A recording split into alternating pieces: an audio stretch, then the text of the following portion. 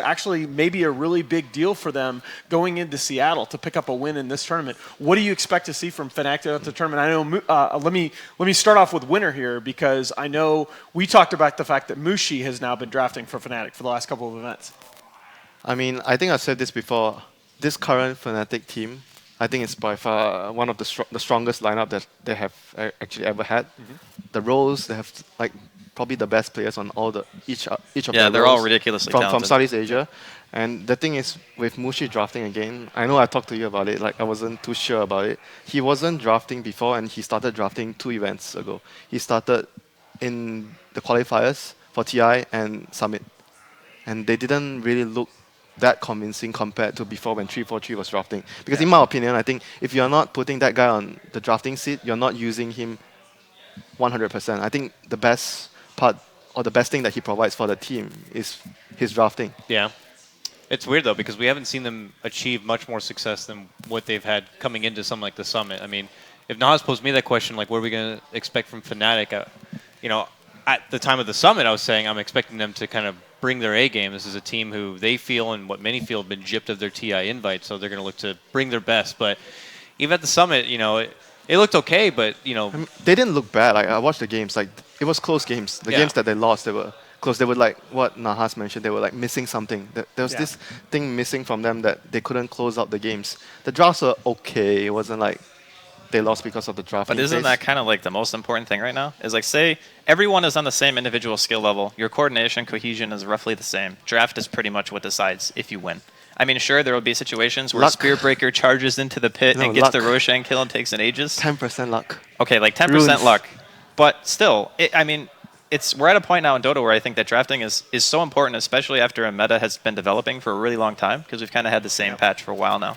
I think that if you get out drafted, then your captain's not doing his job. I don't necessarily, it's not just drafting, though. I agree with everything you said, but I also think it's just when you have a set of teams, especially going into Seattle, that are just this close in terms of the level at which they can play, I think you just have to work so hard to create these really small advantages.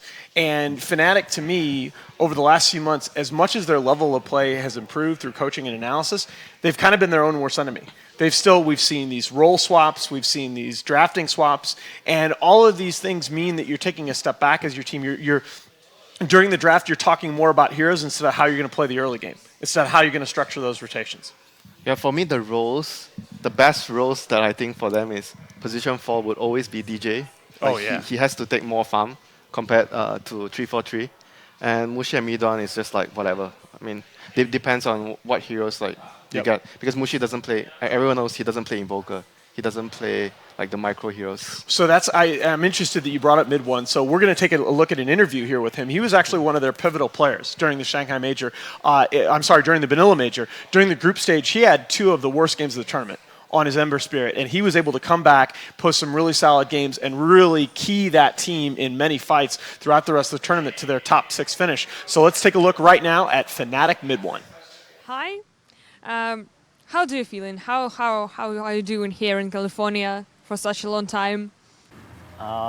Feeling good and enjoying the food. Yeah. You like American food? Yeah, kinda. Cause Western food in Malaysia is not that good. Yeah. Yeah, there are a lot of burgers here. Yeah, the portion is big too. Yeah. And what does the tournaments right before the international mean to you and your team? It mean to me. I mean, small tournament mean to me quite a lot. Also, because while you playing in the tournament, you tend to learn more and you experience more. And it's better that I can play in tournament, even smaller tournament. I don't care because I like to play with any teams, like international teams. Yeah, now we all feels good. Do you prepare some tactics to our tournament, or you will like save it to the international more? Tactic. We don't really have any special tactic, but we do like we don't save any tactic. We just do our best in every tournament. So we just use our 100% energy to play the tournament no matter what. You sometimes pick a Draw Ranger plus Midasa, and on the summit a lot of teams picked Draw Ranger also, and it was the victory. They won this match. What do you think about that? Will this repeat in our tournament? Draw Ranger is a good pick because this draft, if they don't do any mistake, it's very hard for you to win against them, and they have huge physical damage and very hard to play against Draw Ranger strategy because you have to own them very hard. If not, the games would be very hard for you. And tomorrow you will play against Navi, who beat you at the summit later before. How do you think what this game will be tomorrow? I think the game will be very fun to watch because the way that Navi play and the way we play, both teams are quite aggressive. So I'm not sure who will win, but I do have confidence to beat them. Yeah. Okay, maybe a few words for your fans. Maybe thanks for supporting me all the times, and I just very appreciate that they never left me alone. Yeah. Thank you very much. Yeah, Good okay. luck tomorrow. Yeah, thank you. And once again, that was MidOne from Fnatic. And we talk about that last series that they played at the Summit, guys. The only hero that Fnatic picked twice in that series was MidOne's Timbersaw. And he went 28 kills and 8 deaths over those 2 games. Did around half his team's total hero damage in the final 2 games of that series. Just an explosive player that if they can get him going early on, along with DJ, I think Fnatic's a very hard team to beat. MidOne's Timber was disgusting during the summit. He snowballed out of control. It's making sure that the rest of his team is behind him in that kind of momentum a bit. Sometimes we'll see Fnatic like shift gears and they'll still pull out the Medusa, which can make some Fnatic fans shriek a bit. It doesn't seem like, I don't know if they're not able to harness her energy or something, but when they pick that hero, bad things happen. I don't know, man. They did it at Manila, and it looked pretty good. I mean, they're we got a new meta though. We got like 2 new metas since then. The Drow's been going crazy. Everyone was on the back of like Elder Titan and Terrorblade since then. Timber is back in action. I'm even seeing KotL picked up in a couple of games. Hey, I knew we were going to get to that with you on the game couch. has changed. I mean, if he's getting picked up almost first pick, first ban worthy in some of those Wing series. I mean, we might see that hero in this series because, like I mentioned before, both teams have a lot of hope on their early game going well, and Drow is a hero that helps you win your lanes. And like what MidOne said in the interview, it's very difficult to play against Drow because if you don't punish the Drow in the laning phase, she wins the lanes and they just group up. Yeah, that's take the thing Roshan, is, push towers. They could be stuck in like a Medusa situation and Navi who are going to be happy to go with the tempo of a Drow will pick that up, and Medusa will never, come into a critical mass or whatever it may be. So. I mean, Medusa was a very good pick for their team because of the few strats that they ran around the Medusa, which they just group up 5-man and push. And the other reason why they picked Medusa a lot during Manila Major was because of Lifestealer. Right. You want a Stone Gaze against Lifestealer. It was pretty good counter against that hero. So those are the few reasons why they used the hero. And a couple other heroes like Sven. We saw Medusa picks really punishing Sven as well. It was interesting to me because probably one of the biggest games of the tournament for them, right? They actually picked Medusa and Terrorblade together. They just owned that game. It was like a 5-man strat. Basically what happens is you get 1 or 2 items on like Medusa, you just group up, you push with meta. Right. You basically do it like a DP. You play it like a DP. But Medusa is like much more tanky than a DP would be. I'm glad you made that point because to me, Mushi does tend to go the traditional Manta Lincoln's build that in a vacuum I really don't like. You say traditional, but no one actually likes that build. Exactly, but they use it pretty well because they're able to fight with only the Manta. They're able to take advantage of Stone Gaze, take fights around the Medusa. I'm just curious to see with them what they're going to bring. I mean, what worked for the Manila is awesome and great, but we've had summits since then. We've had some change-ups. Navi and Fnatic were both at that tournament, so this is what's going to make this tournament actually exciting because we have EG and Secret who have been part of a past meta. We don't know what they've been scrimming since then or what they're looking to bring. They've been watching the summit. They saw what succeeded for OG, for Wings. Do they look at that and go, that's what's going to win a TI? Or do they feel like what they have been practicing and what they've been running is going to work for them. So Yeah. this could be an experimental stage for a lot of teams as well. Just from seeing a lot of scrims in the past couple weeks, I mean, what's interesting to me is that the teams are at very different points in their developments, and they're emphasizing very different things. I mean, some teams are picking fairly consistent heroes and just focusing on execution. Some teams are really experimenting. So I think we're going to see a lot of very different Dota in the last few days. We do have our draft up here going into the first ban phase. Fnatic is going to take out that Wisp from Na'Vi. Seneko, of course, one of the top handful of Wisp players in the world. I would not be surprised if we also see an Enchantress ban at some time. Na'Vi, you're going to take out that Beastmaster, which I think you're going to see still a lot of first phase Beastmaster bans going all the way through Seattle. I mean, that hero is still a hero that does almost everything in the game. You can jungle. Yep. You have a disable that goes through BKB. You have vision. Like, those are the three, arguably the most important things in the game right now an offlaner can offer to you. Now, I want to make sure, Winner, that we echo one of the previous points that you made here, because Okay. Yeah, see, there's different tournament, different meta, boys. Here we go. Nature's Prophet's is back. it though? Like they've been Wasn't running, even touched all of Summit. No, Nature's Prophet. They've been running safe lane. Nature's Prophet, this is- But this still forever. fits their style. though. Forever, Yeah. yeah. But this is like, This is a we took a comfort break pick. from it before, and Yeah. we're No, going to bring it back it's now. a comfort pick before for Na'Vi, and I think I stressed this before already. Like, the early game will be very important for this matchup itself, because both teams has to win the early game for their playstyle to work. And Prophet is a hero that helps you win your lanes. Okay. Now, so I was just about to say, Fnatic right there after the Nature's Prophet Vengeful Spirit Open, we're faced with kind of the difficult choice.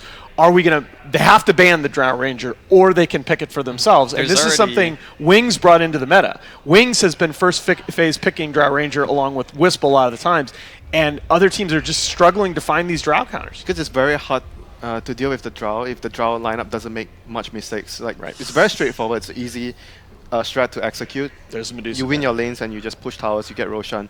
There's And- already a lot of pressure on Na'Vi here, just in the first two. Because with a draw pick from Fnatic, they've already set the pace of the game. They have sustain, they have the damage and the ability to win lanes. So now it's like Na'Vi need to just do what they do and just play the most aggressive early game that they can and hope that they win it. Yeah, Wyvern could be good for either teams now, because against like all those aura-based lineups, Wyvern's very good.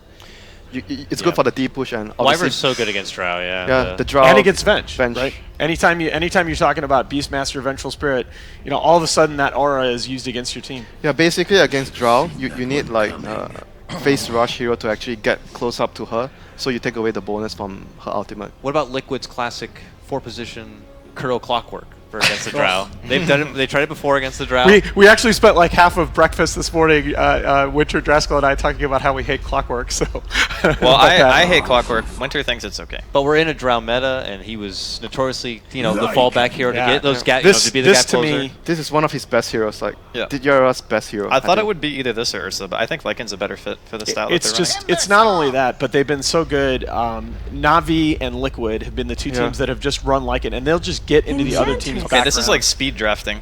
Well, but Na'Vi- it's scripted, right? Yeah. You from that open, like Na'Vi knows exactly what it wants to pick, and Fnatic after MidOne's Timbersaw in the last few games, like how do you not give him that hero again? Timber's really good versus Lycan though. That's like a very, very worrying part that I'm actually But there's wouldn't you feeling say for that Na'Vi. if you have Timber, for example, against Lycan, don't you actually want some kind of lockdown? Because during Shapeshift, it's actually fairly hard to deal reliable and damage to the hero. It's not only that. Right now, for the Timber to be able to do well against this lineup, he also needs lockdown. Like, Timber is a hero that deals a lot of damage. That's And why Edge owns Timber as well. yeah, you need a lot of lockdown for Timber to Now kill that's the a heroes. little bit unusual. They don't have stuns though. I'm worried for them.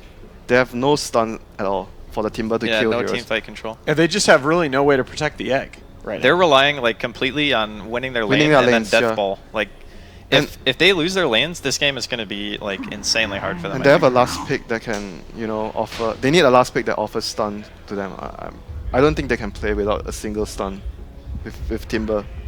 And Yeah. obviously the egg as well. You need to be able to protect the egg. No, I mean I think you're really looking at so Fnatic need their offlaner and Na'Vi need their mid. They need the Dendy's Or hero. maybe they can actually do Timber off lane against the Lycan's lane. That could possibly work for them. Okay. No, that's a look that we've seen. Liquid, for example, will throw that out with mind control and it's Timbersaw. quite flexible for Well, their lineup. Na'Vi think it's Timber mid, right? Because they banned DS. Yeah, and I think the money is on Timber mid with MidOne playing it just because of how well he's performed in the last few games. And I think there are some AOE initiators still left in the pool. There's your Tidehunter in the pool. Void's even still left in the pool. Oh, I don't know about that. Wait, so Nyx could also be their mid hero. Like MidOne plays Nyx as well. Yeah, that's Or true. like they can do it both ways. Like both of them play MidOne and Ohio plays the hero. But in that case though, doesn't it make so much sense if they had the overall last pick, because you'd see Dendi maybe on an in-core mid and be able to punish that? Yeah, but it's still flexible. Like they could do whatever they Okay. feel like gives them a better edge in the laning phase. But you pick a Drow lineup and you have 2 melee cores, so... Yeah, but if you're putting Nyx or Timber mid, it gives you a lot of opportunities, I think, for Navi to counter. I like the Timber I against the agree. Lycans lane though, like if you ask me. So what's the pick here for Dendi? Puck's still in the pool. Puck is usually a good pairing with Lycan. We don't see the hero that much. They definitely need a hero that can make space, or a fast-paced hero. Queen of What Pain about, is a possibility, but I really dislike it. Wind Ranger, Yeah, Wind Rangers. the Dendi Shackle. I Wind would Ranger. love if you do that. You wish you had the Drow on your side at this point if you're Navi, but you know, not too surprising. I think if This is like it's crazy. This is like it's funny because if you look at the other 4 heroes that the 2 teams have, The the Nyx- Drow fits so much better with Navi than it does with Fnatic, right? yeah, but the thing for me is the Nyx makes it really hard to pick Dendi a pace-making hero, because I mean you're playing Yep. against Nyx and you can't you don't want to pick Queen or Puck into that hero. Right. It's super annoying. But that might be necessary But for the lineup to work. You have to look at their lineup as well, Yeah, right? Like, they need it, but it's just going to be really frustrating for him to play that hero. Yeah. And they did ban the Invoker themselves. I like the Wind Ranger. The lockdown for the Timber Saw, it's great against the Egg.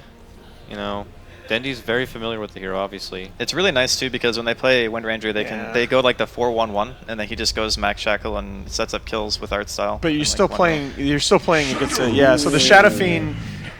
This hero, a lot of teams are talking about this hero coming back into This the meta. is but really good though because look at the heroes that Fnatic have right now. Like who's rotating? No one's Yeah. going to be ganking Dendi this game. He's going to be complete free farm. If it's Timber, he free farms. If it's Nyx, he free farms. Yeah. I think it's the same reason why you pick Shadow Fiend or used to pick Shadow Fiend against Alchemist is that the lane you're just going to get like every single last hit. All right, so guys, really quickly here, final thoughts. We'll start with KotLGuy. We're going to have KotLGuy and Draskyl casting the game, but give us some predictions. Fnatic, I'm going to go with Fnatic on this one. Navi obviously put together their Navi-esque lineup right here, but I feel like Fnatic's a bit more in tune with where the meta is going. I'm going to stick with them.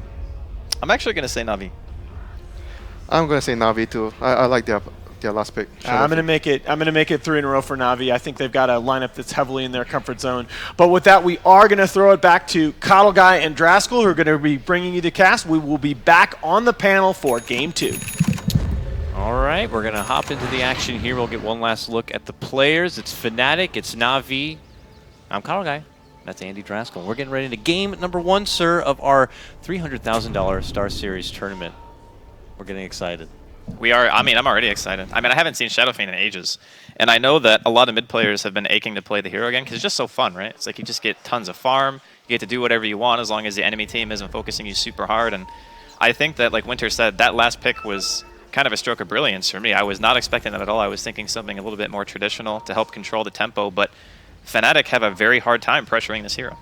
We'll see if it's going to be the case. Kind of reminds me of when I believe it was OG pulled out the OD just to secure like a mid lane dominance factor in that game. And while it felt like a bit of the out of the usual pick, it just fit in the right place at the right time. And I feel like we're getting same vibes for Navi on that one. But yeah, we'll see. I already predicted Fnatic. I'm going to stick behind them on this one and just kind of see if their Drow Ranger mid-1 Timber Saw is going to be enough for him here. Because I would feel like that if, let's say the Timber, last time I checked, mid-1 was actually playing the Drow Ranger here. But if the Timber Saw gets to a point where, yeah, he is playing the Drow Ranger, is that a bit of a surprise? Are they changing it up? I suppose. Maybe it's a comfort thing. Like, everyone's on a hero. And Mushi's on the Timber. I don't think you can give the Nyx farm priority to this game because I think it's extremely hard to do anything after you saw the Shadow Fiend. I think the Nyx was something that might have been switched if it was a different mid. Oh, swing and a miss on the stun right there. Dendi will easily pick up the rune, and both runes will go the way of Navi on this one. Very good stuff. Yeah, he went for the dive, but a little bit. Either he went too high over the rune or he just mistimed it, but either way. Yeah, this should be fairly interesting. I mean, the Timber matchup versus Shadow Fiend, the first couple of waves are going to be a bit of a nuisance because Shadow Fiend's base damage is really low. But eventually what happens is the Shadow Fiend just shoves in the lane so hard that the Timber can never really play aggressive. And then you have to worry about Enchantress rotations and Vengeful Spirit with a Furion as well. There's just so many things that I don't think Mushi's going to be able to play too aggressive here. Ohio top laning a bit of harassment, but he is going to be joined by DJ in this, so a dual lane setup, and you got to remember the Phoenix will benefit a bit from the extra damage that the Drow's going to be putting out there. I don't know if it's going to be enough to kind of be a problem for Ditya here. I imagine that's the game plan for them, is to kind of force them away from the creeps, but it doesn't seem too deterred at the moment. Is this going to be okay for Fnatic, just kind of having a dual lane step in the off lane and leaving their precious Drow with only the Dazzle to her disposal? I think it's fine, yeah. Because, I mean, the Drow Ranger is going to be up against the Furion lane, so it's not like you have to worry about some crazy surprise like General TPing in on you, like, for example, mid or top lane would have to worry about. So here, it's just kind of like, he's not going to be pressured, but Na'Vi are going to be free farming on SF. I don't think Fnatic's dual offlane is going to be able to completely stop Ditchura's farm, but it might force, Seneko or Artstyle to hang around the area just for a little while, and that might take pressure off of other lanes. So the thing, though, in traditional Na'Vi fashion, with the Enchantress pickup here, Artstyle now smoked up, he is on the move, and it looks like his course is going to be set to possibly the bottom lane, but for now, at least we'll step off and drop the creep ball mid lane. Mushi taking advantage of that window of time when the Shadow Fiend doesn't really offer that extra burst of damage to force the Timber side out of the lane, so Mushi's going to try to assert dominance, if you will, but there's Artstyle to the bottom lane trying to really mess with the Drow a bit and force her out of her groove. Yeah, I like this. I mean, the Drow is pretty much the only thing on Fnatic that gives him that X factor that says, okay, if you don't pressure us and MidOne gets his start, then we're going to start 5-manning, and that's still a little bit of an issue for Na'Vi. They want a much more hectic laning phase. They got him with the net. Heal's going to be there from 3-4-3, but I don't know if it's going to be enough. Has to dish out the Grave, but the chase is on. The Treant Protectors are out. They're sniffing blood. MidOne creeps his way out the front door here, but there's still an army of creeps behind him. He says, get the hell back, and tries to get them off with the gust, but it's not going to matter. Eventually, General sets his course in, gets him with the last hit, and first blood goes to Na'Vi. And this is the problem when you have absolutely zero deep push or disables. I mean, you just get tower dove super hard. And realistically, this is why the Nyx pick became extremely weak as soon as we saw the Shadow Fiend, because instead of being a counter to one of the cores, which I think is what Fnatic were anticipating, is the Nyx now doesn't really have a place to go. Yeah. So now he's in this dual off lane with Ohio, and it's like, okay, well, I'm a level 2 Nyx. I'm not really going to be able to contribute a whole heck of a lot, and I think this has kind of put Fnatic in a really weird position. Yeah, and we could see DJ's seriously just sitting there to block a camp at the moment, just in hopes that it will just deter Na'Vi a bit. But you're right. I mean, with the way things are shaping up in the top and bottom lane, it looks like a full win for Na'Vi at this point. Though mid is still going nice for Mushi in the time being. Top lane, though. Oh, Ditya in a bit of trouble. They do connect with the stun. They got the slow, and they got it down. That's going to be Lycan dropping Fnatic now, even think up 1-1, but they get the responses. They will be able to clean up the Phoenix. DJ goes for the TP and will be able to make it out. Forces General to rotate to that top lane to be a part of it, while Mushi still playing with Dendi under the tower right now. 11 to the 20 CS of Mushi. He doesn't, yeah, he's getting destroyed, actually. I mean, it's 21-2. But the more CS the Shadow Fiend gets, the more equalized it'll become. And eventually, Dendi's going to hit 5, and as soon as you get to that point, you just start double raising, and he'll be A-okay. But it's really nice for Fnatic that he's actually doing so well, because this lane, normally, I would say, unless you get extremely outplayed, the Shadow Fiend will eventually win, like, no matter what. I was going to say, as far as stacking goes here, something I actually see the Shadow Fiend will probably be a part of. I'm sure that part of the game hasn't changed too much. There's not much to take away from the rest of his team as Ditya will continue to be camped in his top lane, but doesn't mean he'll be able to do it safely as he continues to get knocked down a bit here. DJ's trying the best to make some strong use out of his Nyx Assassin being the bouncer for this top lane. I mean, if you look at MidOne's farm right now, by the way, as he's we might look at him die, actually. Yep. He's got 6 creep kills. That's not great. His tower is already dead. I mean, Howl plus the Treants and having an Enchantress down here as well, they just pressured the safe lane to Fnatic so hard, and what's the response? I mean, Mushi's not 6 yet. I think in order to do anything, he needs Chakram at least. And I also feel like Fnatic, they need to protect the Drow, they need to invade the jungle to take the stacks away from Dendi. Like, they need to do so much right now to get their game plan back on track, and I mean, all things to Mushi right now. He needs to just go completely ham this game. Yeah, and Timber does require a bit of a build-up, as you mentioned. At least getting Chakram is like the one tool in that direction, but they need a Mana Sustain to go behind it. He's getting close to the Arcanes, and then you hope to get that Bloodstone in decent timing, and then hope at that point with some charges you can really be the one to snowball. But you're right, they need to try to deter attention away from this Drow, because as we know, Drow already on a timer as it is, and if she's getting noogied and wedgied in this bottom lane out of her tower, then Fnatic are going to have one hell of a crawlback that they're going to need here. They'll keep him there for now as they have even more space with the tower being down, but that means that Na'Vi are going to be hiding off the radar here, and that could be a bit scary for like Mushi and company when they don't know exactly where the bottom lane has adjusted. This is just the nightmare, pretty much. You lose control of your own jungle very early as Fnatic, and then you have to worry about the fact that Fury and TPs can be going anywhere. Sure, Mushi's probably not going to be a prime target, But you start taking fights in top lane as we see here, and you could get yourself into maybe a little bit more trouble than you want. Yeah, General could TP, a TP at the tower, and then you're quickly outnumbered. So they're happy to get some pot shots in on this Lycan, but they don't want to overcommit and risk throwing even more advantage to Na'Vi in the early phase here. So it looks like Dendi has obviously stepped off. He's farmed his way back through the jungle here. He's now top of the net worth because of it. And waits to see if maybe there's going to be any sort of interception of the rune at the top. But there's not. He needs his bottle. He was waiting for his bottle. Yeah. Ah, there it is. Yeah. He's got it now. And he's going right for the mech, Draskyl. So yeah, it's good stuff. I mean, their 5-man potential, I mean, I would even argue that given the heroes that Fnatic have, they only have 3 ranged heroes with a drill. So it's not like the full-on 5-man death push strat. yeah. So I think that Na'Vi with Howl and Trees, with the Enchantress as well, like they could probably push just as fast. So that being said, it means that if they go for this early mech, and Fnatic have no disables except for a Nyx stun. Okay, Raise 1 hit. The bird's going to dive away from here. Then he gets hit with a stun. DJ goes for the TP, and he's going to make it out. Ooh, not enough of burst to be able to bring him down, but Na'Vi will be able to kind of get their dominance back in this top lane, and Ditya with the last bits of his shapeshift will try to soften up this tower here. Yeah, that was actually very, very lucky, because I don't think Fnatic had vision at top rune, right? So they didn't see the fact that Dendi got the in. Oh, they do have it. So that was weird that they were out of position like that, but either way, not getting the kill there, a little bit unfortunate. Still applying pressure, giving a little bit of breathing room to Ditya. He's still farming a lot better than the Drow, which I think is all you can ask for at this point. Yeah. And that ward's going to spot out Mushi's TP, so now he's sad, just walking back to middle lane. Just grind some farm along the way there, but yeah. We check back at bottom lane. MidOne still farming his way back. Oh my god, MidOne's not even level 6 yet. He's not 6 yet, so he's got quite the journey ahead of him. While you have General on the other side, almost level 7. Just picked up his drums too, so he'll be here as the opposing laner, but I am sure that Na'Vi probably looking for a setup across the map that he's going to soon be a part of. God, this is so hard for Fnatic. I mean, you still have that timing where you get marksmanship or you take 1 or 2 good fights, they could still turn it around. It's not completely out of the question. Just the laning phase went so much worse than they wanted it to. Like losing the tower so early, the Drow dying twice, hitting a very late level 6, General getting way, way too much out of his offlane. Like he's the highest net worth in the game. He's got more net worth than the Shadow Fiend at 8 minutes in. That's ridiculous. I mean, granted, Musha did very well in his lane, but stuff like that you just don't see very often. And he's the kind of guy who you give him a start like this, and he will abuse it. Yeah, committing in with the trees now. He's happy to see if he can force some other Fnatic members towards the bottom lane and maybe relieve some pressure towards his Lycan at the top, or open up some new opportunities for Dendi to rotate around, which he's currently hanging around this bottom lane. So he waits back and behind, seeing if they can bull rush forward and get a grab of a Sprout on the MidOne. They will be able to get it. Can they bail him out? He chops his way out from the tree, and with the response team there from Fnatic, Na'Vi 180 back. But they are letting Fnatic know that they are quick to be able to pounce on a chance, if given one. I mean, that was, I guess, wishful thinking from Na'Vi. If they got something there, easily would have secured the tier 2 tower, but they just know right now that they have the advantage in general.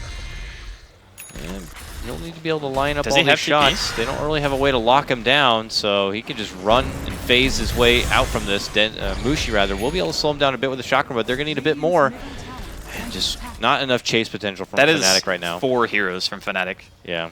Trying to chase out there. And I mean, General can just TP wherever he wants. He doesn't even have to go back to base if he doesn't feel like it.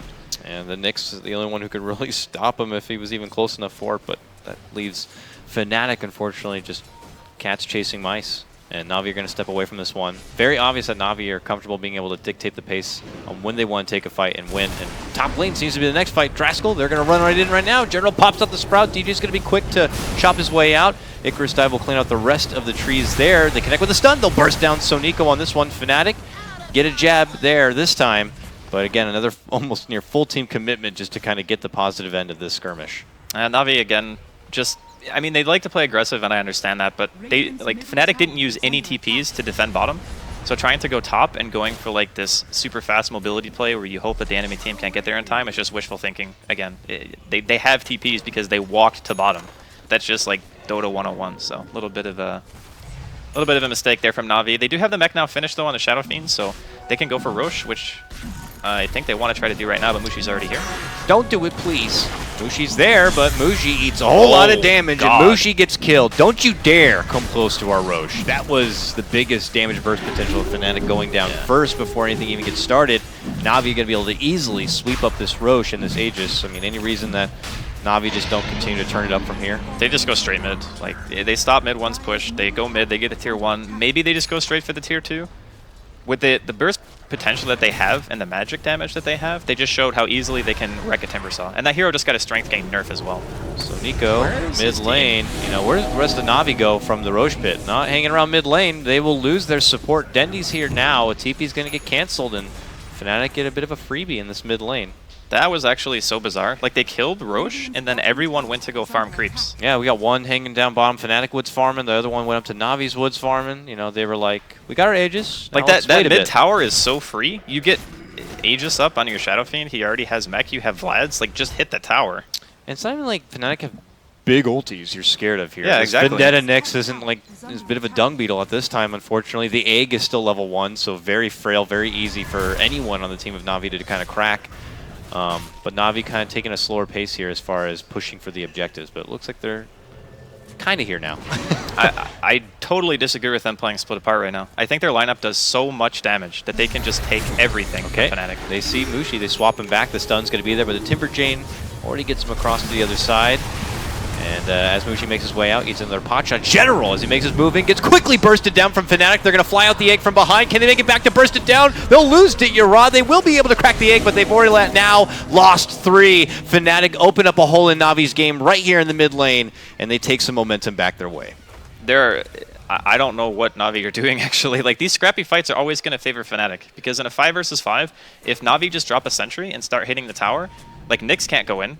Mushi can't go in. All he can do is get graved when he, like, almost gets immediately bursted down. Dendi wasn't even there for the first, like, 10 or 15 seconds of that he's your fight. mech. And he's the mech in the H. Like, what is Na'Vi doing right now? I don't know, but it did feel like they were really not all on the same page for that one. Half of them committed to the mid lane, but as mentioned, without your full force being there, that includes all of your utility, your survivability, your sustain. That means Fnatic can take advantage of their heavy, quick-hitting bursts, of the Timbersaw, of your Vendetta stun follow-up, of your hard-hitting Drow, and there will not be a response from Na'Vi. But Na'Vi are here now. The sentry's down, Draskyl. They could have done this, like, 3 or 4 minutes ago and not lost, what, 4 heroes? Yeah.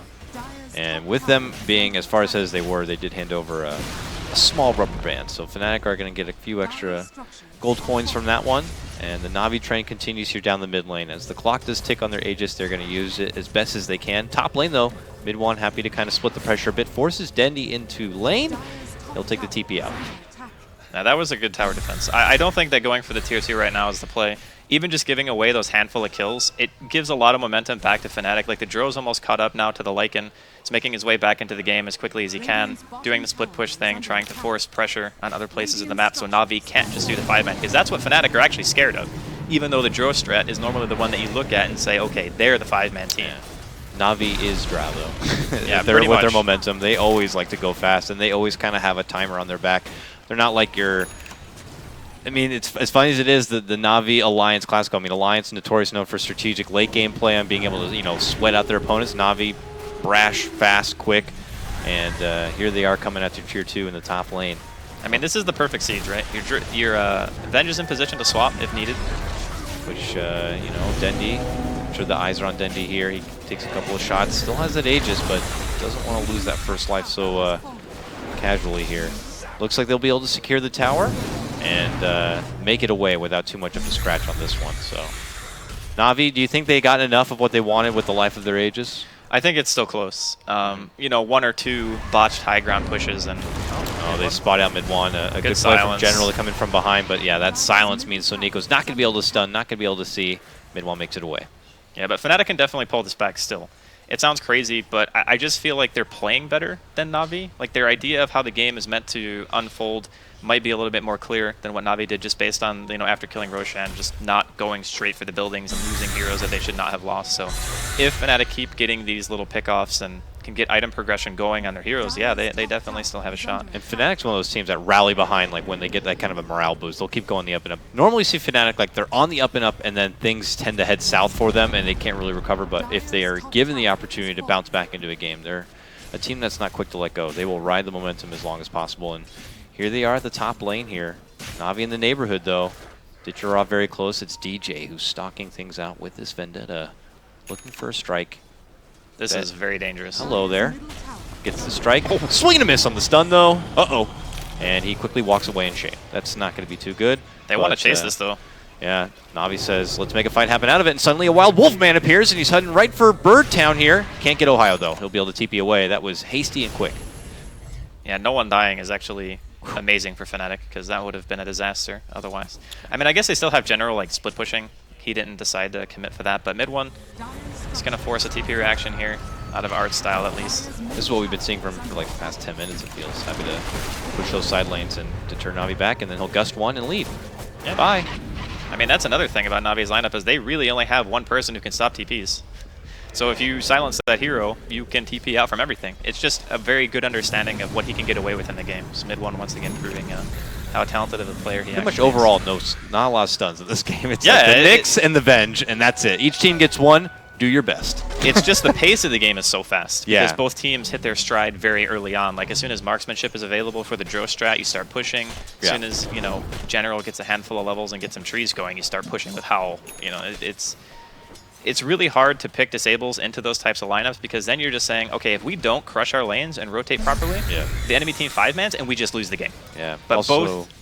go ahead. I was going to say, you also can't get tied down too much by cooldowns when things are moving so fast. Exactly. Because then, yeah, you lose your tier 2, you committed on defense, all your ultis, and then Navi will just run to your base. Same goes for Fnatic, so it's very fast game. And here we are 17 minutes in, and I already feel like if one bad fight, you could lose at Rax. It might not be that dramatic, but it just feels with the way these teams can just take their momentum.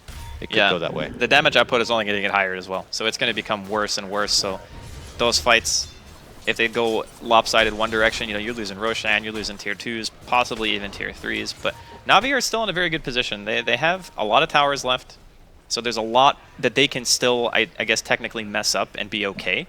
Obviously, you don't want to go into a fight and lose, but if they did, Fnatic would still take a little bit more time than they would to reestablish all that map control. So, how are we feeling about some of the item progression here as Mott is showcasing us? That's the Orchid now being done for General's Nature's Prophet. Dendi holding an Ogre Club.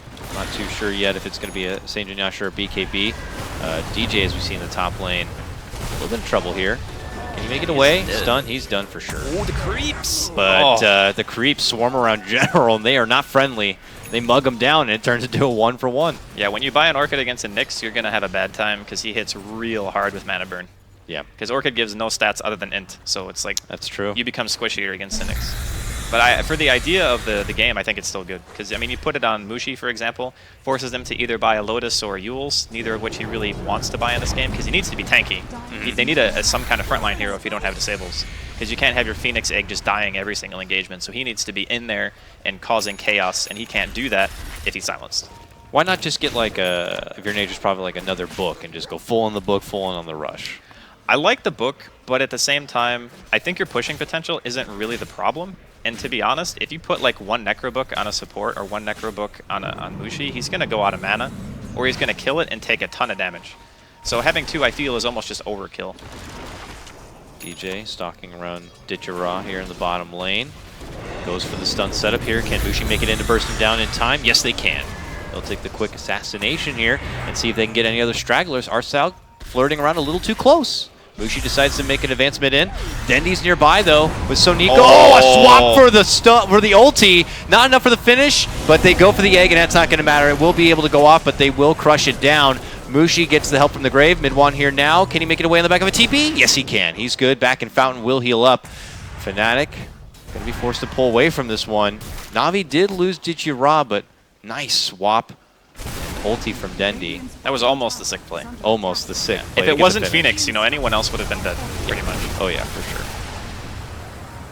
But Navi are here now, and they're looking to go for the +1. They'll take the Phoenix plus the tower here. And going against the Drow, where they have, only taken 2 tier 1s, and this timing, it looks pretty good. Mushi gonna need another grave to stay alive at this one, but MidOne has found his sights, looking to go for Soniko. A 2-man stun locks him in place. Soniko trying to run, but Eventual Spirit not gonna be so fast. Blink Strike's gonna be there, and they will take her down. Navi will pull off. They got their, no, they didn't get their tier 2. Mushi will take that tier 2. Easy to deny. Yeah, Fnatic again just getting really nice outplays. That stun from the Nyx hit 3 people, and then he just mana burns, kills art style like straight away. I think the Ench actually needs BKB this game. Is Deira could be in trouble as well? Oh, he just got back. He was taken out in that bottom lane, but Yeah, he will have to pull out Shapeshift, though, to make it away safely. Oh, God, he doesn't have ult. Never mind. Ohio, who has no ult from that swap back play earlier, got to get saved by Mushi, but now Mushi's the one in trouble. Uh-oh. No grave this time, sir. He goes down. Actually will commit suicide, but he loses a chunk of charges there. Admirably just trying to save his buddy. Yeah, that's so not worth it. It would have been better for Ohio to just die than have Mushi lose Bloodstone charges. That hero is so important for their lineup. Mushi's back again, though, because of the charges, and he's actually going for a Yule Scepter here. Yeah, he needs it. It's either that or Lotus. I mean, Lotus synergizes better with the hero, but it's more expensive.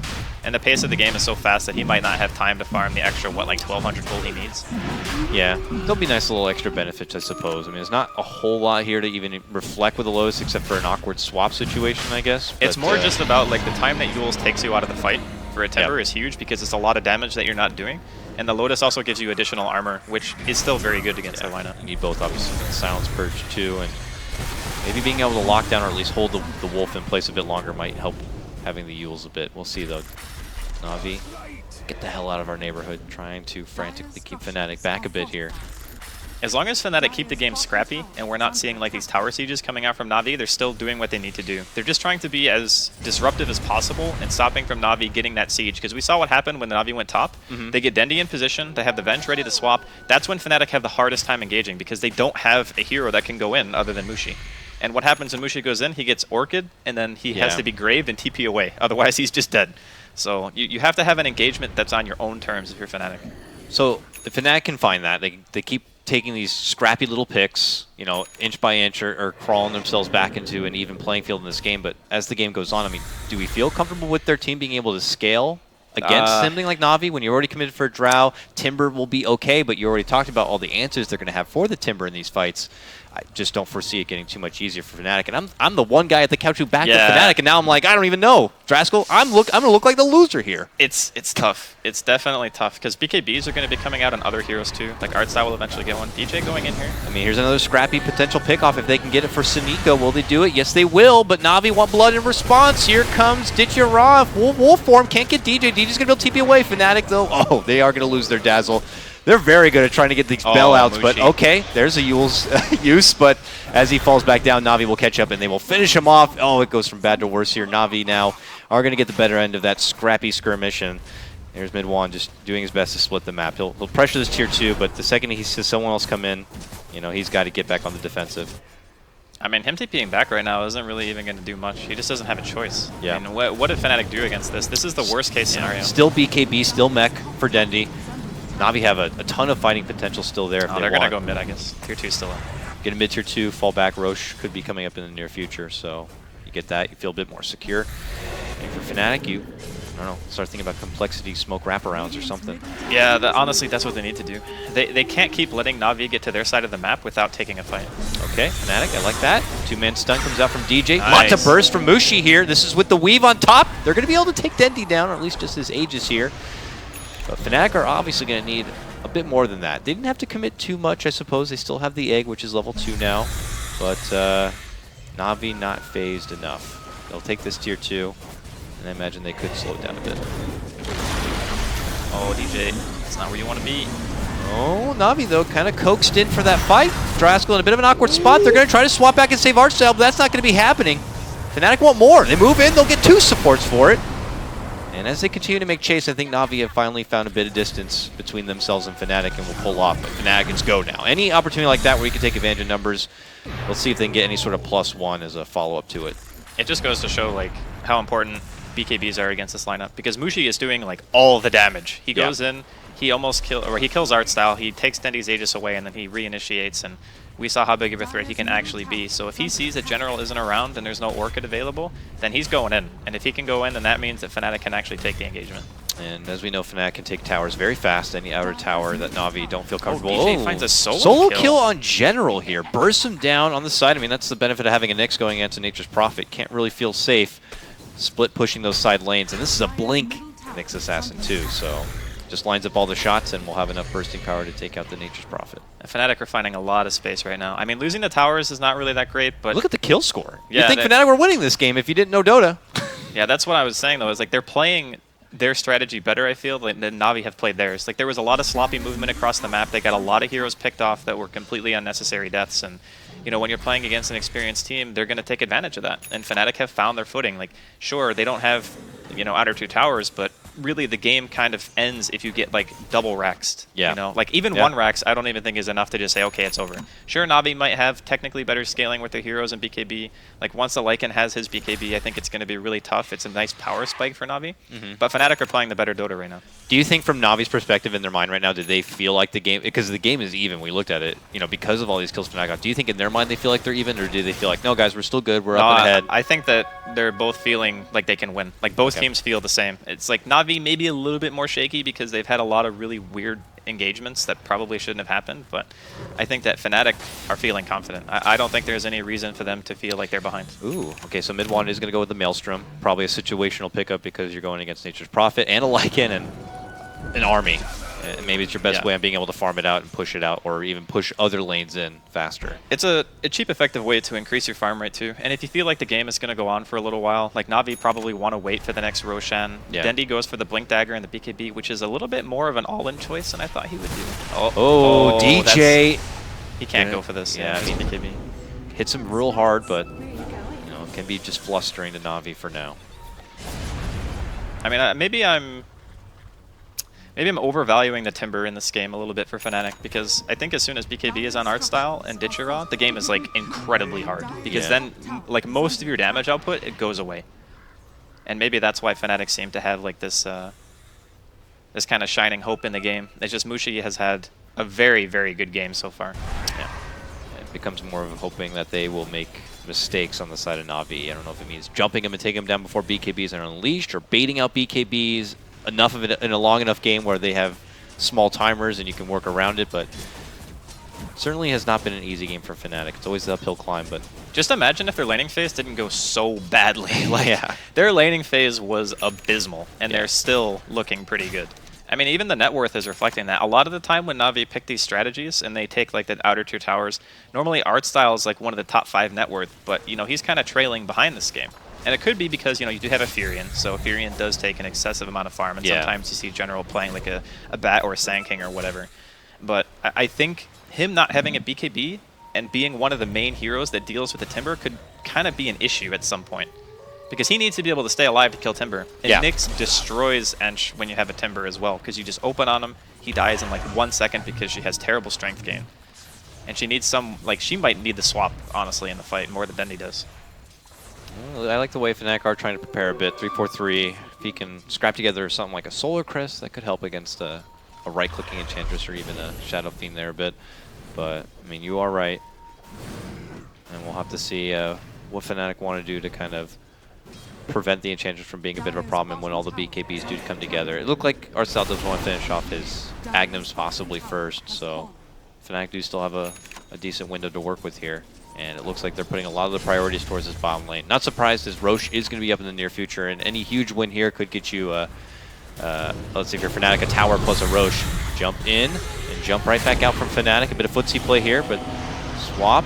And now they're going to isolate DJ. Okay, Grave keeps him alive. They committed the Shadow Fiend ultimate for it, and they jump right past those lines and take out the Dazzle fast. They step back for DJ, and they can't get him. He makes it all the way back and out. Fnatic very good, showing this game that they could withdraw from a fight at a moment's notice. Can we just talk a minute for how many times Grave TP has saved a hero this game? Like, I'm not even exaggerating. It has to be close to like 10 times. They bail out so much and surprisingly get away more often than not. Much more often. But again, it's Fnatic have a very thorough understanding of what their heroes can do. Like, we can be across the map. Okay, maybe Ohio. Whoa! And again, he somehow makes it. High ground with the egg. Oh, he missed the chain. Saniko's trying to run in there, but he runs right past the danger zone. He could be going down, and it looks like potentially they could be taking both supports once again in Draskyl. They will. So make it 3 all day. Fnatic again coming out big in the fight, and suddenly MidOne's in mid lane. And he's going to be taking down the tier 3. Forces General back, goes right back onto the tower. It's a back end of a glyph right here, and believe it or not, Fnatic going to be doing the first series hits of base damage. MidOne could be a little bit surrounded, but it looks like he's still got the muscle power to just force General back and away. He doesn't even care, dude. Dendi's like not going to buy back, it looks like, so he's going to be happy to do some work on these racks. This is actually insane. Like, Fnatic are outplaying Navi so badly in this game. Like, they just see every single opening. They're like, okay, we can go on this. We Grave TP, maybe we lose DJ, whatever. It's not a big deal. As long as we're keeping the cores alive, the higher value heroes are always alive when the fight's over. Like, Wow, this look at is that money. It's a game that Fnatic should not be winning. Is that too bold of a claim? I think that not as soon as Na'Vi took the first Roshan, I think if they just went mid instead of splitting up and farming, that they probably would have won the game in like 20 minutes. Yeah. But because of the mistakes that they made and allowing Fnatic to get more items and then continually getting caught out across the map, and obviously Vision plays a big part into that too. And I think Fnatic's warding game has been relatively good. Like they're fighting around their Vision, they know, where everyone is at all times, so they know which engagements they can take. That's always going to be crucial. But they have played significantly better Dota, I feel, in this game. I mean, a couple times it feels like, I don't know if it's Na'Vi like winding up their awesome swap Shadow Fiend ult punch and then just gets completely shut down by a casual Grave from your Dazzle, but whatever strong hits Na'Vi dish out, it's not enough to finish off Fnatic, and they're always left in a position where they're lucky to get like one support who didn't happen to make it out on a TP. So at the same moment, Fnatic not afraid to catch anyone on Na'Vi trying to just casually push out these side lanes. Any moment that Fnatic could take advantage of numbers, and they go right for the objectives here. But Na'Vi know also they need to secure this Roche if they want to have a lock on this game still.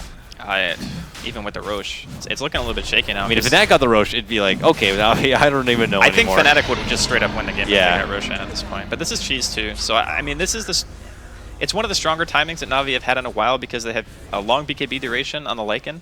He has Cheese. They have another Aegis on the Shadow Fiend. The problem that they're having now is the map is too split up for them. Like their strategy revolves pretty heavily around being able to get into a siege position. So like hit a tower, have the Venge stand behind, put the Lycan minions and trees on the tower and whatnot, and force Fnatic to engage into like that concave. But they can't do it because every time they're moving across the map, Fnatic are finding openings with the Nyx. They're getting kills. They're forcing Na'Vi across the map by MidOne split pushing, or even having who was the last time they got caught bottom? Was it the Phoenix or something like that got caught? And it's just Na'Vi are reacting to these things, and they're not getting their 5-man going ever. I mean, gotta give credit to Fnatic, just kind of MidOne also, pushing these side towers, and whenever Na'Vi feel like they get an advantage their way, you got someone like the Drow pushing on the other lanes, and they got to reset back a bit. And now they're going to swap back. MidOne, though, happy to stand and fight here under his ally Chakram. So Nico hides within the trees, but Mushi looking to burst him down. Oh, they go right in for MidOne, but he gets the quick Grave. Can they stop him from making it away? No, they can't. He makes it out. He lives again. Ditya, though, is going to be able to crack through that egg. Phoenix goes down. 3-4-3, not going to get so lucky either. He gets shot down from Dendi with the help of the Raze. Double kill for him. Mushi still the man left behind here. Him and DJ will both try to make it out in tandem. And it looks like Na'Vi will not make chase. So it turns into a 2-for-1. The first fight we've seen in quite a while where Na'Vi get the kill advantage. They do get the kill advantage, but the heroes that they killed don't really matter that much. Yep. I mean, it's once again just not... And Mushi going? Is he going to get that kill? Ooh. Oh, missed the timber chain. Oh, and Good force silenced up, yeah, forced away. Mushi. He's going deep. Yes, he is. He does not care. Come here. Oh, swing and a miss on the chakram. Come here, come here. Nope. General making him work for it. Yeah, he's going to die. Benny Hill music. Swing and a miss. Oh, the Mind Duke City got him. Chakram, that was nice. Space created. Yeah. Except there's no space to really be made for on Na'Vi, unfortunately. Top lane DJ even still dancing around with Dendi a bit. They can just play so aggressively because there's no team has disables. No, It's like, okay, the Venge is in here, guys. I can just TP out from literally anything. They need a Hex so badly. Like, the General needs to buy a Hex, I think, in order to be able to do anything. Or I guess Lycan can buy Abyssal, but that's very, very far off. I think he, just finished his BKB, and yeah, now he's going for Assault, so he's not even prioritizing the disable portion of it. He just wants to make his 5-man stronger, which is okay. I don't know how I feel about the Scotty, by the way. This is like... Scotty against Nyx just seems very lackluster to me in a lot of cases, but I suppose when a team doesn't have lockdown, having that extra slow to be able to chase people might be the reasoning behind getting it, and it also does make you a bit tankier for the siege. Those are pretty much the two benefits, I suppose, of the item, but personally, I think it's becoming harder for him to itemize because his team hasn't quite hit the timing that they were supposed to. So now we're in this awkward late game where your Shadow Fiend right-click doesn't really matter that much anymore. I mean, he went Blink, BKB, Mech. So yeah, I was going to say, no right-click damage. The damage is just not there is the other thing. Yeah, I guess you just got to hope that with your Lycan and with your Kablam swap ultimate, it's going to be enough and then get you inside and do some real siege work. But yeah, if Drow gets tanky enough, we already know that Timbersaw is going to get more and more tanky as the game goes on. You know, Xiaofeng could be stuck in an awkward right-clicking situation where he can't do a whole lot of work. Well, we're almost to the point where, you know, Art Style can start doing a lot of damage. You know, he's got, what, 1,600 gold, I think, after his Dragon Lance and Aghanims or something like that. Yeah, so he's almost to a point where he's got BKB, and then he gets a little bit of attack speed, and then boom, all of a sudden late game turret is enabled. And that's a really scary thing for Fnatic, because he can lay into anyone. Doesn't matter who it is, Mushi will die, you know, MidOne will die. It's a tremendous amount of damage, and I think that Na'Vi might almost need him to get to that point to be able to win. Yeah. I mean, they have... That's the thing, is like, I wonder if Na'Vi like see it in a bit of a predicament. Like, they'd love to wait out for the BKB. Will he get it in time before this Aegis expires, or are they just going to have to sit on the Aegis here? Can Na'Vi sit on an Aegis without using it is the other thing. I don't know. Like, they don't have that much control of the map right now. Like, you can see how freely Fnatic are moving around. They just don't care. Like, whatever. You know, if we're going to fight, we can get out of any of these engagements. General comes in right as they make their own jump for Digger, and they will be able to burst him. They will be able to burst him down. Nice grab by that. And General's just going to have to pop his own BKB. He died so fast. Fnatic are assassins, man. Hit and run on the bottom lane. They're playing very well. You can tell they're hungry. Like, they want to win. Yeah. What can they do on the back of this takedown, though? Dendi is scary close by, but Fnatic not really wavering in that direction. They're going for tier 2 wall. It's an easy pick. I don't... It's Na'Vi who are and there's no buyback on this Lycan either. They can deal a pretty good amount of damage to the tower. I mean, they're gonna test the waters. They probably don't know that he doesn't have buyback, but 3 hits here from MidOne with that Dragon Lance to the bottom lane. Oh Mantis my god. the right click, but jump in burst comes out. Fnatic, they get the quick grab, taking out the Vengeful Spirit. Dendi needs to reposition, sends out a couple of waves, but his BKB has already been popped here. While MidOne continues to siege from the low ground. Still got about 15 seconds before we get your raw Lycan back in action here.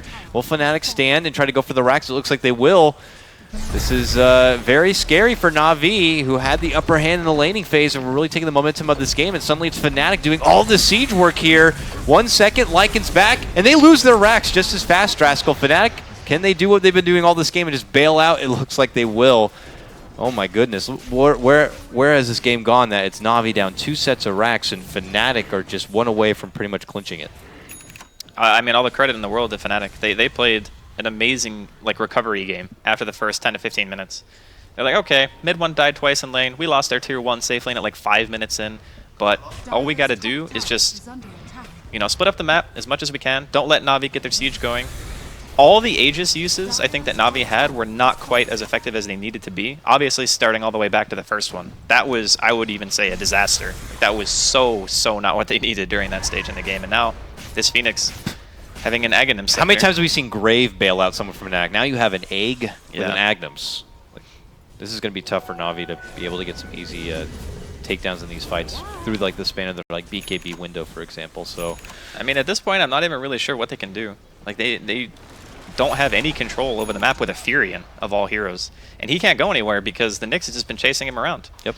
That's the Nyx's job. He's like, let me just put this in your head that if you go out there anywhere on loan, I will be there over your shoulder. It's like you have to BKB if the Nyx jumps you. Otherwise, you're going to die. Like, yeah. It's very, very annoying for him at this point. And sure, when you're playing from ahead, the Nyx is very bad. But when you're playing from behind, the Nyx is terrifying because then all of a sudden you have no lanes are pushed. It's not obvious where he is. He can play off map like 100% of the time. Oh, this is an uphill struggle to say the least for Na'Vi. Yeah, this is where suffocation begins. Nyx dances around one side. Mushi can easily clear out the waves on the other. Na'Vi make a move out, though. Oh, that was supposed to be a swap earlier into that ult, I imagine. This is very awkward for Na'Vi. And DJ manages to blink away. Oh, no! Oh, no. Not like this. This is not looking so good for Na'Vi right now. No, not at all. I mean, we're going to see how long the Roshan timer is in a couple of seconds, but I don't even know if it matters if Na'Vi get Roshan. That's how bad of a position they're in. I mean, look at this. 14K. I mean, the whole lower the swing part of that itself net, is over 20. Was when the laning phase was developing nicely for Na'Vi, and then picks came in for Fnatic 1 by 1. And can you stop with that wrapper over there? Winter has no manners. No manners at all. It's okay. I forgive him. 21 to 12 though, and 2 sets of racks down. Na'Vi surprisingly on the last legs here. He has a Hex before the Furion. Oh boy. And this is coming from a position where way back when it feels like we were saying, where's this place in this game? Yeah. Where was it going to be? They obviously had to do some sort of crazy role swap to end up in this position. Suddenly Truthfully, if Na'Vi played the style that their lineup is predicated around, yeah, it would have been really hard for the Knicks to have an impact. But again, Fnatic knew how to split up the map. They knew when to take the engagements, and in games like that, Knicks can definitely work. So here we are, Na'Vi with only one set of racks left. Oh, DJ just waiting for Ditcherod to walk out from the base here. He's just being annoying. Yeah. I mean, honestly, They got the Roche very fast. Very slow, very low timer, They're too and slow. very quick. Navi's going to be without it, and they're already in this deep position. But Mushi spouted them, and now look at this. Navi's like, I don't know where to go from here. We have Mushi on one end. They're at the Roche on the other end. Just find your way back to base, everybody. Get the hell out of here. They're trying to spread a bit. Fnatic looking to make their move. They spotted Artstyle. They're getting all the people who have been left behind. The first to go down is going to be the Venge. Dendy just admirably goes for an ult, but a quick egg is going to be canceling out the finishing blow there. He tries to stand and break the egg with the right click. He will be able to get it with the help of Ditya and General. So at least it's one notch going the way of Na'Vi, but he gets quickly swarmed up, and that's going to be it. Na'Vi drop game number 1. It's Fnatic who take the win. my God. Okay, so that Dro was insanely tanky during that fight. Like, Ditcherod turned around after killing the egg and was like, yeah, I'm going to hit. Oh, God, I'm actually just dead instantly. And, yeah. Fnatic, you know, you can say they played a very, very solid game. Like, they knew what they needed to do, but Na'Vi made so many mistakes this game. Like, it was uncharacteristic, actually, how many times Na'Vi were out of position or not really doing what their lineup was meant to be doing. I mean, you pick Furion, Lycan, Shadow Fiend, he builds mech, he builds, you know, Blink BKB, and you're not pressuring after you kill Roshan. Like, I'm actually just at a loss. Is it just, I mean, it's hard to say without being a fly on the wall of Navi's room. Yeah, but do you think they were just like so far ahead? It's like, guys, we got this. We can take it easy a bit. When really it's like, no, get to the matter at hand, which is push this tier 1 while you have this advantage and go, go, go. I think they might have actually gotten a little bit too comfortable because after the first Roche, what do? They go to their own woods and farm creeps when they have a tier 1 mid and they can just easily walk like, you know, 800 to 1,000 units and kill their tower. Yeah. There would have been nothing that Fnatic could have done about that because I'm pretty sure DJ wasn't even level 6. Like, there was no Vendetta. So if that's the case, even if there was, you know, you put a sentry down, you get your siege. You know, we go back to what they did during the top tier 1 and tier 2 pushes. Fnatic watched them kill the towers. They were like, we can't do anything. And if they just did that earlier, it would have been even harder for Fnatic to stop. But unfortunately, that wasn't the case. So Fnatic, they take game 1 after a pretty disastrous early game. Fair enough. We'll cut back now, I assume, to our pouch, our panel couch. I like that. Our pouch. Winter would fit in the pouch. Are we kangaroos now? Is that what's going on? This is our pouch. No, I mean, I think you guys nailed it, really. In terms of the way that game went, I thought Fnatic's draft was absolutely terrible, but Navi's execution was even worse. Yeah, let's just say I was the one who was right here. Obviously, I looked at it then, we saw the early game develop, and I'm sitting here going, I made a bad decision. It's very obvious Navi had a great draft, and they were, but then, you know. At a minute 30, right? At a minute 30, Drow Ranger is getting dived under her own tier 1 tower by Howl Treants, by a Dark Troll Summoner that had howled skeletons and a net. I mean, the Drow Ranger runs around, has a couple of pretty good jukes, still dies. It just looked like they weren't going to be able to do anything in that game.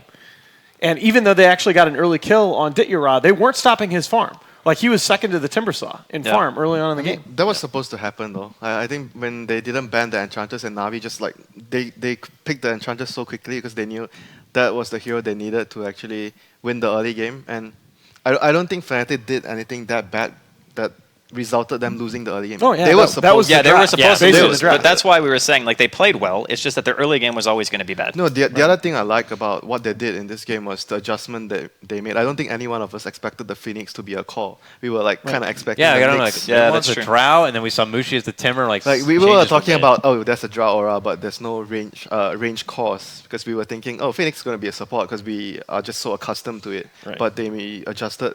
But they made Phoenix a call. It kind of was forced, though, by the fact that Phoenix needed items and levels early on because they had absolutely nothing to protect the egg. Basically, what happened this game was, yes, they lost the lanes, but the Phoenix egg allowed them to actually win. There was one fight they won at bottom. They got one, actually mid lane. They won 1-for-3 trade.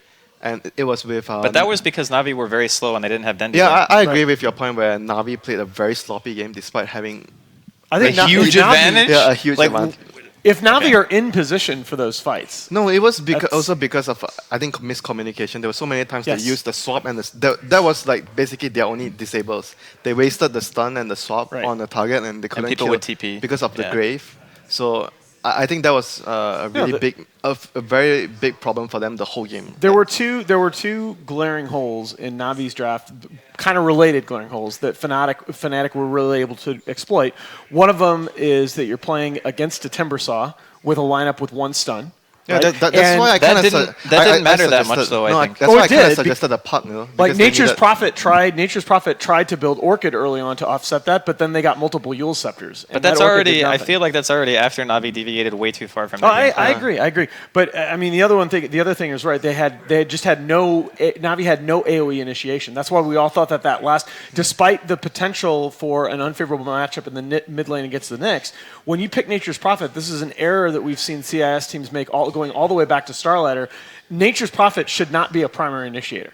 You have to have some kind of way Yeah, to get but into the fights. pace of the game kind of dictated it because what happens is, okay, they kill Roshan the first time. Right. They take these, I would say, subpar trades with the Aegis, and then all of a sudden, Fnatic are splitting up the map. So Right. in that situation, you're being forced to play something that you're not supposed to play. Right. You're supposed to siege, you win the early laning phase, and then you just push nonstop Yeah. until the enemy team is dead. Yeah. If that goes to crap, and then you're playing against a Nyx and you have a Furion, yeah, you're gonna have a that's bad fine. time. But yeah. I mean, at the end of the day, the primary thing is exactly as you said, that they had the Aegis, they had Drums phase on your Nature's Prophet, they had Mech on your Shadow Fiend. Yep. Vlad's, of course, is always going to be built on Lycan, but that's go time. Man, I mean, that's the time where you force them. That's the time where you force them to come to you, and your lack of AOE initiation is mitigated by the fact that they're having to take fights into you, or you kill all their towers. Well, I just think that they didn't execute it because they were supposed to just 5-man and siege your tower. They could have just walked They- down middle they, lane. They don't have to like speed up because they don't need to speed up. They had the easiest possible game plan, and it was buy sentries, walk down a lane, kill every tower, walk to next lane, kill every tower. Because if they don't do that, there's a Timber and Drow split pushing. They don't have enough split push themselves to actually Yeah. deal with the lanes. So all the lanes are going to be pushed out Right. once you don't group up and push. And even with that, I mean, even with some of the mistakes, right? I believe you guys talked about this, the fact that very early on, before 10 minutes in the game, there were two individual times, that Na'Vi forced 4 Fnatic heroes to come Yeah. to a lane to address a push. I mean, if you just keep doing that, if you keep applying that pressure, Fnatic can't split push all over Yeah. the map because they always have to be in the same place And the defending a important tower. part too is how early they do the pushes, because the earlier you go, the less of a chance like MidOne's going to be able to push fast enough to force somebody back. Yeah. Because we saw a lot of times where he was just off on his own. Is like, okay, I'm like level 11 or whatever. I got my Dragon Lance, and They I don't can, have catch for him, so he can actually do yeah, that. but that's what I mean. But that's why it's so important that you go early. Because if you Right. wait, then he starts to do enough Yeah. damage to be like, oh, we need to stop him. And SF went for a mech early as well, so that gave them a huge advantage in the first maybe. And he 50 wasn't mid 50. when they Yeah. were fighting. Yeah. Like, what's Right. happening? They were itemized. They were ready for this game plan. That was obviously better on paper to just push, but they didn't do the. I'm push sorry, part. I'm just flaming. Even the BKB